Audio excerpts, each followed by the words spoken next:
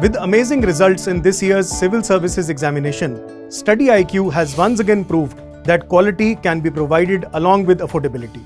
हमारे P2I यानी Prelims to Interview 2025 live batch में you will get 1000+ hours की live classes, 1-to-1 mentorship, daily answer writing practice, success in prelims crash course, 18 books covering all GS subjects, interview guidance program, and the most important, mains residential program where all prelims cleared students will be called to Study IQ campus in Delhi at no additional cost. Batches English, Hindi और English तीनों में available हैं. For any query, call 079-7142-0466. Scan QR code to join now. Study IQ IAS. अब तैयारी हुई affordable. Hi everybody, this is Bhuvnesh Ram. I have been fortunate to secure All India rank 41 in a UPSC Civil Services examination 2023. So in this video, we'll be seeing the strategy and approach to prelims examination, which is the first level of UPSC Civil Services examination. So before that, I'll just like to give a brief background about myself. I studied a BSc Physics Honours from Sri Satya Sai Institute of Higher Learning in Bengaluru. And after that, I have started preparation right away. And this is my 6th prelims and 4th interview and 3rd selection as well. So it has been a long journey. And coming to prelims as such, I have cleared, as I said, 4 prelims out of the 6 which I gave. So I do think that I have some good learnings from this process in respect of prelims, and I would like to share my 2 cents about prelims. So broadly speaking, when we try to structure the examination process, generally people start 1 year before the prelims date. So I would suggest that we first finish the first reading of the syllabus, perhaps covering all the basic subjects like history, geography, polity, economics, science and tech, etc. I don't want to go too much deeper into the sources as such, because I believe there is so much information on that partly, and I also believe that content preparation and sources preparation is just one part of it when prelims is concerned. The major part of it is how to attempt the paper. The exam taking skills form 50 to 60% of success in prelim stage. So I would like to focus more on that part as well. So as I was saying, when we structure the preparation process, we would first like to finish the first reading of the sources, perhaps within the first 6 months. Suppose we start in June, within December or Jan, let's say, we should be able to finish the first reading of all the sources. A good formula would be that we cover basic NCERTs for each subject plus 1 complementary book. Like I said, I don't want to go too much into the sources. So let's directly go into the next part. So the next part is where you start taking regular mock tests from, say, let's say December to Jan till the end of the next 6 months, which is till May or June, when your actual prelims is coming. So this is broadly how you structure the prelims preparation. Of course, it may vary from individual to individual. Some may like to integrate mains topics and answer writing as such, but it is a general idea is that you first cover the basic sources, do a proper first reading, take notes if that's your style, and then focus entirely on revision and taking tests. So the more tests you take and the more revision you do, the better prepared you will be for prelims. So that is the first basic thumb rule for prelims preparation. And one major aspect on which a lot of confusion is there is current affairs preparation. So what I used to do is, my major source of current affairs was my own personal compilation. Especially for prelims angle, where there is a lot of questions which tests our memory, I feel having our own compilation helps. We should ensure that the compilation is very crisp, very to the point, and it should be divided thematically. So for example, I maintain Evernote app in which I take my current affairs notes. So I do read Hindu newspaper regularly, and from this I do take down whichever is important for prelims in my perspective. For example, let's say there is a species in news which has been newly discovered in Western Ghats, for example. So you take down the name of the species, perhaps the IUCN status, and any unique features of the species. So it should be very, very crisp. When you have your own personal compilation, which you take from primary sources like newspaper, which can be supplemented with other sources, I think the personal compilation is what is most helpful. After that comes the government sources. So it is a good approach to follow government sources like PIB and Sunset TV, which is the YouTube channel of the government itself. So these two sources are very valuable in terms of new schemes, new policies, insights about new policies, etc.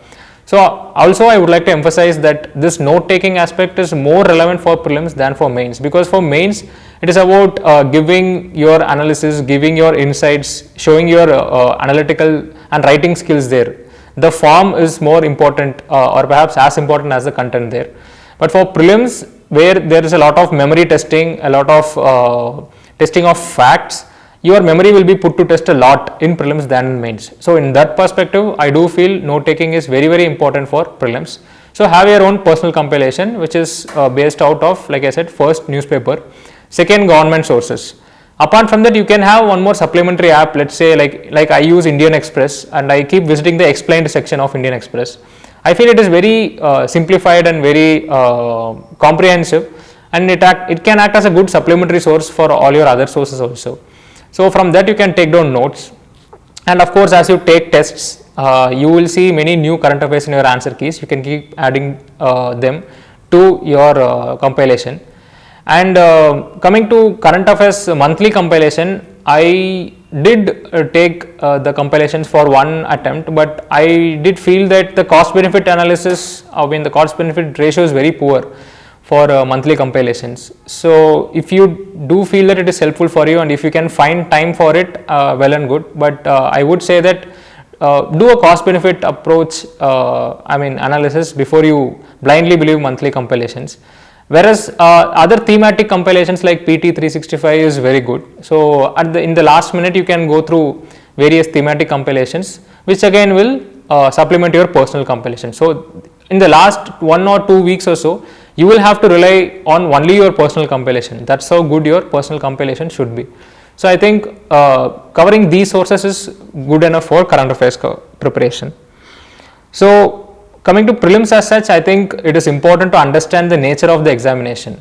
So I would like to tell that there are two types of ways in which our memories work. I keep talking about this wherever I go.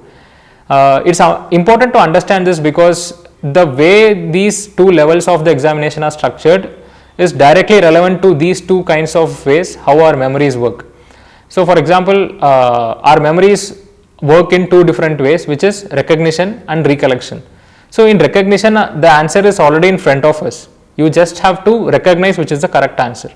But in recollection, it involves active sourcing of information from your memory. It involves active mapping of information to various related sets of information. So as you can see, prelims is about recognition and mains is about recollection. So for example, when we go to prelims, we try to actually recollect facts and we feel very less confident, right? It feels as if we have not studied anything because we try to recollect facts for a level of examination that is dependent on recognition. So when we understand this, we realize the importance of revision and keeping a recognition intuition active. So how do we keep this recognition intuition active? We have to do a lot of revision, of course. We have to have ready-made reference notes for each subject. For example, for polity, I had ready-made tables for constitutional authorities, non-constitutional authorities. So another interesting aspect about prelims is that I feel at prelim stage is where the uncertainty in this examination is the highest. So there are interesting experiments in psychology that shows that humans generally tend to have this uncertainty avoidance. We are very, very uncomfortable with uncertainty. And perhaps this is the reason why our anxiety is also somewhat high during the prelim stage, because there is a general sense of loss of control. We don't know what kind of questions it's going to come. We don't know which subjects the questions are going to be high. And especially after last prelims in 23, where the pattern of examination underwent a drastic change, we don't know what googlies UPSC can throw, right? So we must recognize that uncertainty is a built-in feature of prelims and we must get used to this uncertainty. And how do we get used to it? Perhaps by giving a lot of mock tests, like I was saying. Giving 45 to 50 mock tests before the actual prelims is a very good practice. So give a lot of mock tests. I keep emphasizing on this. Another thing is that we have to understand how prelims actually operates, right? So as any person who cleared the prelims would tell you, prelims operates in a zone of probabilities. There is no sure shot certainty in this examination. So what do I mean by that? Generally, in GS1, the GS1 paper in prelims, there are 100 questions, right? So generally we may know perhaps 30 to 40 questions or 45 questions max, which can be directly attributed to sources that you read, means which are easily answerable, which are directly answerable. So that is one kind of questions. The other kind of questions is where you can eliminate two options and you will be confused between two options, right? So this is the second most prominent category of questions, and the third category is where you will have to do informed guessing, because you have very little idea or you can just eliminate one option. So what typically we do is we take the examination in rounds. In first round we attempt the questions we know for sure, and this is where our success rate is at the highest. So we must ensure that the probability of getting the correct answer here is close to 90 to 100%. So if 40 questions you attend, 36 plus questions have to be right in this stage. That is where it builds the base of your score. So let's say you take 45 questions in this first round and you attempt 40 questions correctly. Directly you are getting 80 marks in this round, right? So you are almost close to the cutoff then and there, if you don't compromise on the basics questions properly in the first category of questions. In the second category of questions, again here we may have to attend another 30 to 35 questions. I'm oversimplifying it here just to illustrate, but the point is that the first kind of questions is where our control is the highest, and the second kind of questions is where our control is lesser and our uncertainty is highest, and this is the reason why we feel a loss of control over prelims. And it is in this second round of questions where all these techniques will come in. Extrapolation, elimination, using your common sense, using basic English to attempt these kind of questions. And the third kind of questions, again you will have to use these techniques, but perhaps the error rate is highest in the third round, right? Because you couldn't eliminate many options. So as we saw, the first round the error rate, the success rate is 90 to 100%. The second round it is on an average 50% because you have to choose between two options, and the third round the error rate is, let's say, 25%. So what we have to do is maximize our success in this first round, meaning you cannot afford to get basic questions wrong. So in the example I was citing, if you attempt 40 questions right in the first category of questions, you will be directly in the 80 marks category, right? And the second and third category of questions, you just have to ensure that you use these techniques correctly to get a net positive mark, so that the net positive adds on the first 80 and you are well above the cutoff. So it is a oversimplified kind of an explanation, but I'm just trying to explain that this uncertainty is built in, and you can broadly divide the kind of questions that you want to attempt in prelims. So that is why while some people may not undertake this round-wise approach, a lot of people take, including me, this round-wise approach, and I think it helps because you know what kind of questions to attempt most in that sense. And another important aspect I want to emphasize is that you have to do error analysis. In the mock test that you take, you have to understand in which subjects the errors are highest. So for example, in my case, for me, I felt that in history, I had the maximum number of errors when I took tests, right? So I focused more on those subjects, and in fact, what you attend in the prelims is as important as what you leave in the examination. So I generally try to attempt in the golden range of 85 to 90. There is nothing golden about it. You can attempt 60 to 70 questions and still clear the examination. But I try to ensure that what questions I leave out, the 10 to 15, are mostly from art and culture or medieval, because that is where I feel my error rate is the highest. So I want to reduce the negatives as much as possible. So please understand that in prelim stage, analyzing the negatives is more important than analyzing the positives. Keep going back to your negatives, understand what kind of subjects the negatives are highest, understand what kind of mistakes is contributing to more negatives. Is it avoidable mistake, like careless mistake? Is it a non-avoidable mistake? Is it because you are guessing perhaps in a free manner without any informed guessing, right? So error analysis is a very, very important aspect of prelims.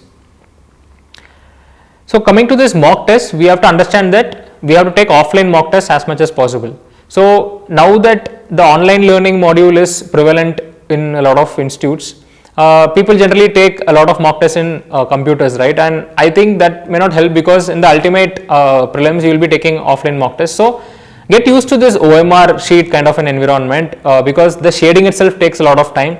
Even there we tend to make mistakes. I know friends who have missed a question and marked against the wrong question number, and that cost their marks. Like I said, prelims is where the filtering rate is the highest. If 10 lakh candidates take prelims and only 10,000 odd clear, almost 100:1 is the clearing ratio, right? But mains to interview is like 10:1. 10,000 to 2,000 people go to interview, and again roughly 2:1 is in the rank list from interview base. So the filtering rate being the highest in prelims, we have to be that much more careful in avoiding the avoidable mistakes. So always control the controllables, right? So now I think I have spoken about broadly the philosophies and the kind of principles that drive the prelim stage of examination. I would like to quote some examples from last year prelims as well as some made up examples to illustrate how do we go about questions that we don't know directly. Rather the second kind of questions. So I would like to tell some examples from last year prelims. Let's take one question. So this question from geography was in last year's prelims, 2023 prelims. The question is ilmenite and rutile. These ores or these sources is the source of which mineral, right? And the options are aluminum, copper, iron and titanium. So you may not have come across these terms, ilmenite and rutile. At least it was for me when I attempted the question. I am just telling my approach. The terms didn't seem familiar to me. So now what do we do? Now people say elimination is itself eliminated and it is out of vogue. We cannot eliminate anymore. But I do feel in such kind of questions elimination works. So I try to see whether I know at least some sources or some ores for other options. So for example, for iron we know that hematite and magnetite are the major sources for this mineral. So directly it will be out. And aluminum as an option is there. We know that bauxite is the major source of aluminum, so that is also out. Now you will have to choose between copper and titanium. So my thinking was that for copper I remembered that there were no fancy terms, or I remember some term starting with C as the major source of major ore for the mineral. So I thought that now that we have eliminated, titanium must be the correct option, and it seemed to be the correct option when we check the answer key. So here we saw that though directly you didn't study about the question, directly you couldn't answer the question from what you studied, you used all the sources, all the knowledge that you studied from basic sources like hematite and magnetite, we study from NCERTs, right? Using this itself, you approach the question using strategies like elimination and you answer the question, right? Let's take another example. So there was one question that went like this. Consider the following statements. Some mushrooms have medicinal properties. Some mushrooms are psychoactive. Some mushrooms are insecticides. Some mushrooms are bioluminescent. So now we will have to choose which of the above are correct or wrong. Only one, only two, only three, or all four. Correct. Which of the above are correct. So in questions like this, especially in science and technology, using basic English and common sense we can easily answer, right? So for any of these sentences to be wrong, you have to be absolutely sure that no mushroom is like that. So to eliminate the bioluminescent statement, for example, you will have to be absolutely sure that no mushroom is bioluminescent. So it is very tough, right? In fact, in science and technology especially, all of the above is a very good option because almost any given application you will find a research paper. So it is very tough to eliminate it. So in this question, using basic sense and common sense and English, you can find that all of the above would be a correct answer, and in fact it is the correct answer. That's how I answered this question. So we can see that just keeping our minds calm, composed and using common sense, we can answer such questions. Now I will give you one more made up examples which I was discussing with my friend to illustrate another approach. So under G20 presidency which we had recently, there was something called Chennai principles which was agreed upon. So let's say there was a question which goes like, Chennai principles under G20 presidency is related to which of the following? MSMEs, culture, ocean technology and higher education, let's say. You have to choose the correct answer from this. Now let's assume you didn't read the current affair. You don't know what this is, obviously, right? Again you will have to use all the resources at your disposal to answer this question. Now how do we go about thinking this question? See, when it is a good approach to think like these summits, G20 summits, which were held in different cities, the topics that were discussed in these cities must have some relation with the city, correct? So maybe culture has a good relation with Chennai, perhaps that could be an answer. Perhaps blue technology could be an answer. Perhaps MSME is not so much as a relation with Chennai, because MSME is a general phenomenon, right? Though MSMEs, Tamil Nadu has one of the highest number of MSMEs, that is different. So when we try to integrate what we read in other sources, we can also try to think like National Institute of Ocean Technology is in Chennai. It comes under CSIR. So if we know this fact, we can try to attempt an informed guess in this question. So the correct answer is in fact blue technology, ocean technology, because perhaps NIOT was the nodal agency in conducting these meetings. So again, I am trying to explain that all that you read perhaps in current affairs compilation, as you keep assimilating into your brain, right? As a student of psychology, I can tell about something called spreading activation. Whatever you read, it is stored in your long-term memory as notes. So these nodes, they are related to each other as a network, right? So when there is an activation of one node, the related nodes are also activated, and that's how, in fact, right now, if I am speaking fluently, the related nodes of my concepts that I should speak about prelims, it is getting activated, so I am able to speak fluently. So when you think about Chennai, perhaps this National Institute of Ocean Technology, that node also will be activated in your brain. And you can use this assimilation approach also to answer questions. So I'm just trying to illustrate that using all the resources at your disposal, using elimination, using basic sense, using extrapolation, using inferences, you can make informed guesses. And this is how you take your success rate higher in the second kind of questions. The first kind, definitely get 100% success rate. It builds your foundation for your marks. The second kind of questions is where you use all these techniques, reduce your error rate, increase your success rate, get a very good positive, lesser negative net marks, so that when you add these two kind of marks, it is well above the cutoff. It is all prelims is about. So this is about my strategy in prelims as such. I think I try to be as I try to go as micro level as possible to try and illustrate how those who clear prelims think. So like I said, only 50 to 60% is about reading and covering syllabus and all that.